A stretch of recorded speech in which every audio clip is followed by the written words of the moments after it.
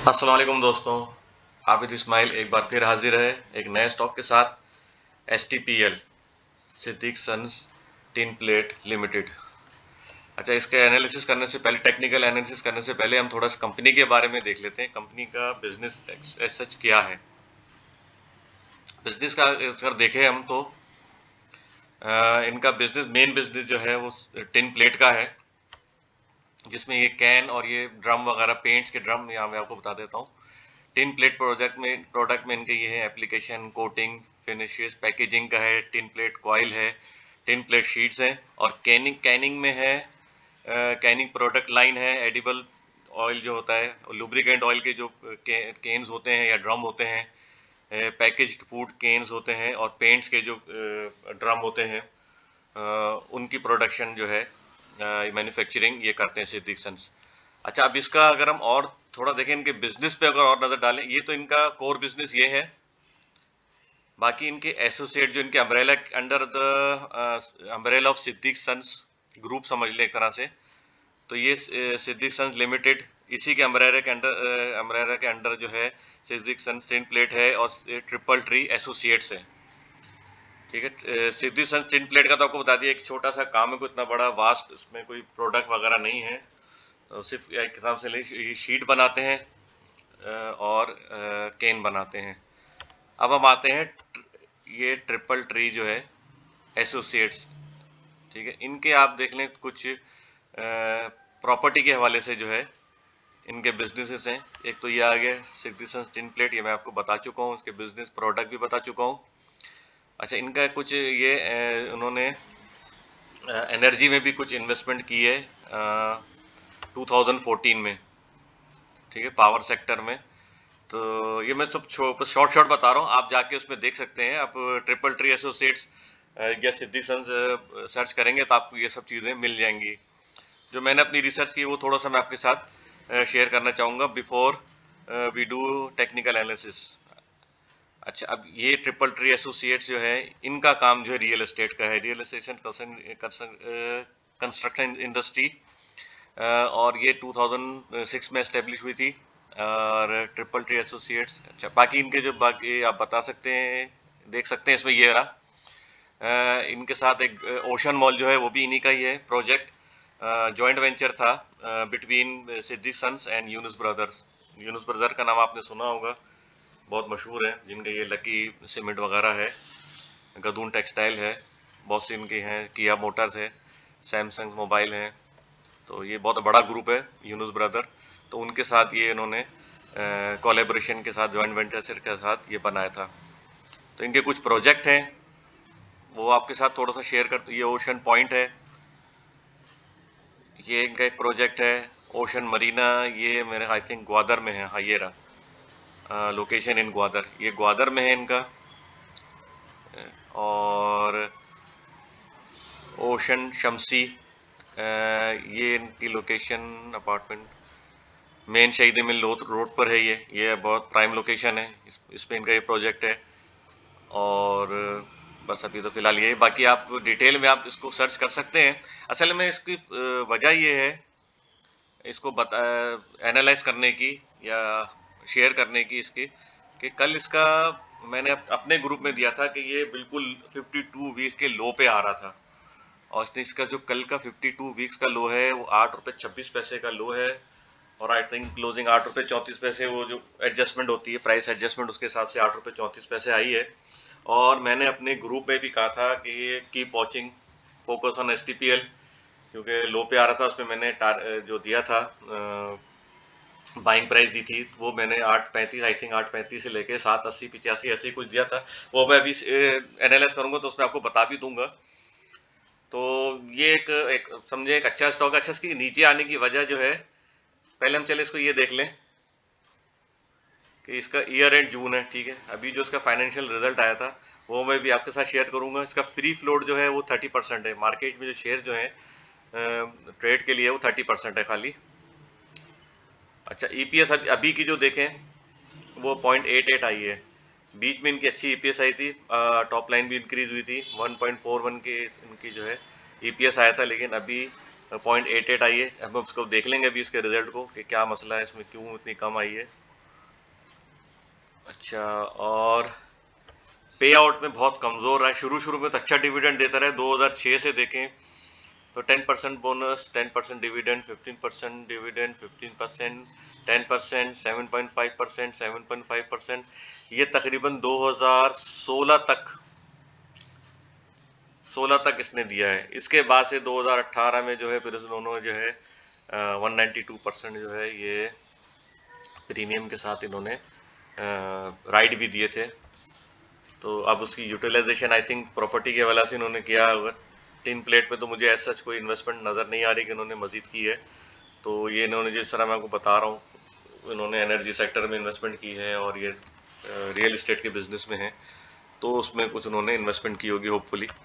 अब इधर आ जाएं, अभी देखें ना, ये हाँ ये देखें, ये इसकी जो है रेवेन्यू जो है ये कम हुआ इनका, ठीक है ना। लास्ट ईयर से अगर कंपेयर करें तो इस साल जो है इनका रेवेन्यू कम हुआ है, ठीक है। अच्छा, डिस्ट्रीब्यूशन कॉस्ट कम हो गई है, ऑब्वियसली सेल भी कम हुई तो ये भी कम हो गया है। अच्छा, एडमिनिस्ट्रेटिव एक्सपेंसेस कम हुए, ये एक अच्छी साइन है, ये इनके कम हुए। अच्छा, अदर एक्सपेंसेस जो है वो भी कम हुए हैं, ठीक है, लास्ट ईयर से ज़्यादा अगर हम कंपेयर करें।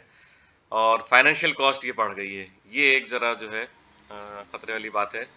बाकी अदर इनकम भी इंक्रीज हुई है इनकी। अदर इनकम आई थिंक यही हो सकता है, इनकी जो प्रॉपर्टीज़ हैं, जो उनको बिजनेस है इनके, उसमें से उनको कुछ इनकम हुई होगी।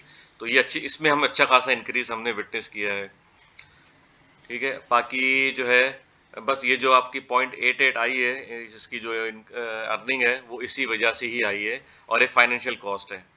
तो इस पे अगर ये फाइनेंशियल कॉस्ट अगर कम हो जाती है और अदर इनकम भी अगर बढ़ जाती है, अगर इनके प्रॉपर्टी के हवाले से, आई थिंक मुझे लगता है कि प्रॉपर्टी के हवाले से यही है अदर इनकम इनकी। तो इनका अगर अपना बिजनेस ऐसे ही चलता है तो इसकी वजह से जो है इसमें हम आगे जाके इसकी ईपीएस में इंक्रीज और बिजनेस में भी हम ग्रोथ देख सकते हैं, ठीक है। तो ये तो हमने सरसरी तौर पे देख लिया है। चले आइए हम इसको जो है अब एनालाइज करते हैं टेक्निकली। डेली चार्ट पे करेंगे। डेली चार्ट पे सबसे पहले तो हम ये डिफाइन करेंगे कि MA200 के नीचे परफॉर्म कर रहा है। MA200 जिस तरह मैंने पहले बताया, डेली चार्ट में अगर moving average, simple moving average या मूविंग एवरेज 200 के नीचे कोई भी स्टॉक या मार्केट परफॉर्म कर रही हो तो वो सॉरी डाउन ट्रेंड में कहलाता है। जिस तरह हमारी मार्केट भी अगर देखें ओवरऑल तो डाउन ट्रेंड में ही है, MA200 के नीचे परफॉर्म कर रही है।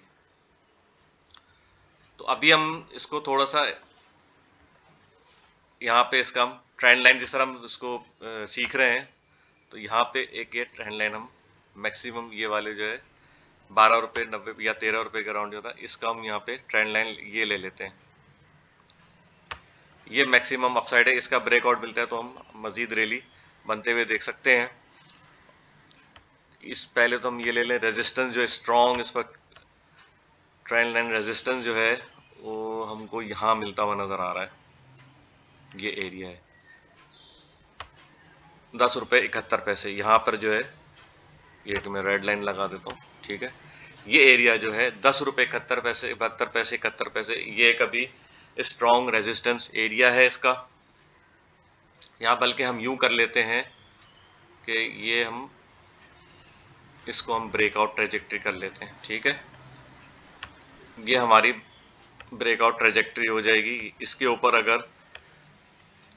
अगर इसके अंदर भी परफॉर्म कर रही हो, वॉल्यूम बन रहे हो, तो हो सकता है कि सूनर और लेटर ये इसको ये ब्रेक कर दे।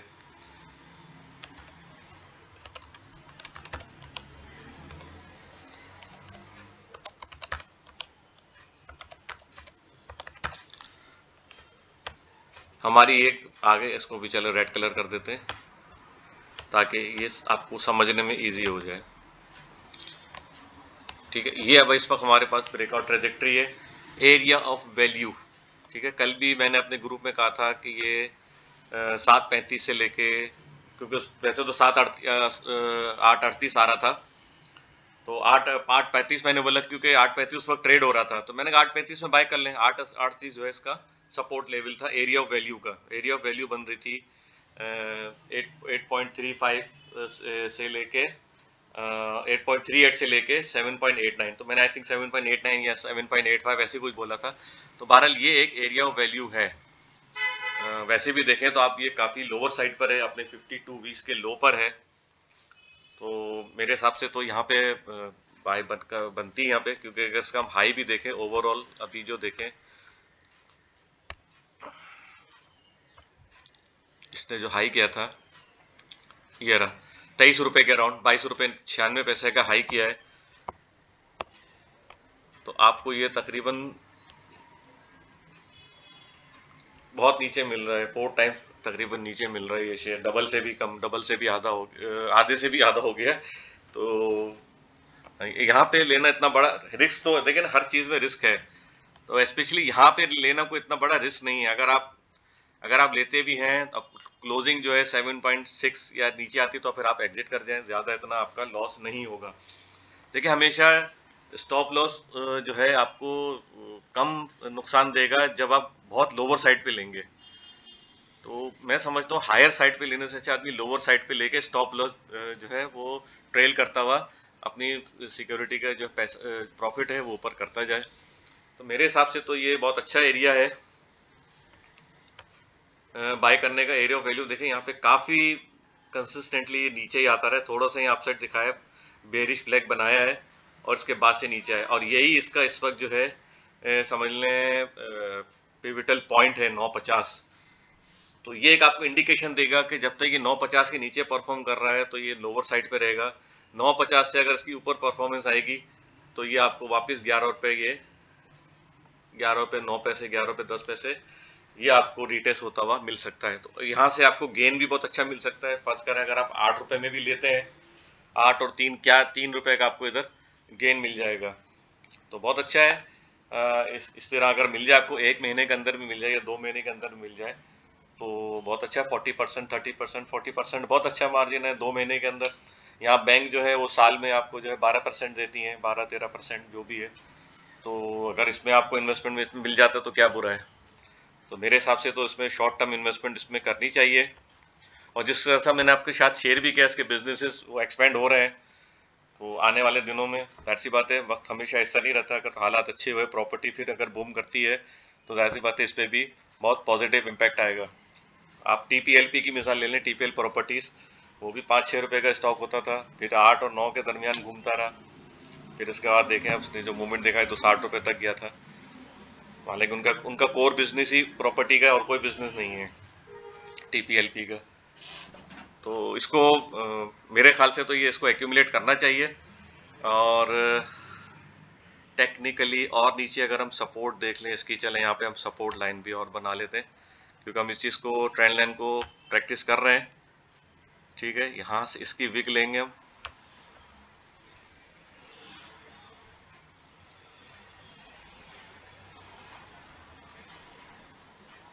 ये मैक्सिमम मैं बता रहा हूँ कि इसकी हमने विग ले ली, नहीं ली, हाँ ये रही आ गई। ठीक है, ये हमारा मैक्सिमम टू मैक्सिमम ये नीचे यहाँ पे इसको रीटेस्ट कर सकता है। देखिए ट्रेंड लाइन सपोर्ट भी जो है वो तकरीबन इधर ही बता रही है, 8 रुपए 1 पैसे के राउंड। ठीक है ना, हो सकता है नीचे विक बन जाए 780, 785, 790।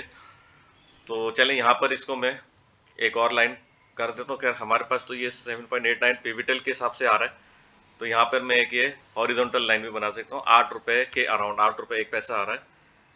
ठीक है, हो सकता है ये आज के दिन इसको ये रिटेस्ट कर दे, क्योंकि 8:34 की क्लोजिंग है, ये देख लें। ठीक है, इसको मैं ये कलर कर देता हूँ, ये वाला, ये 20 का आपको एरिया मिल गया। एरिया ऑफ वैल्यू के अंदर भी 8 रुपए 5 पैसे जिनको फ्रेश एंट्री लेनी हो वो यहाँ पे स्टॉप लॉस के साथ ले सकते हैं। That's all for now, take care, good luck and अल्लाह हाफिज।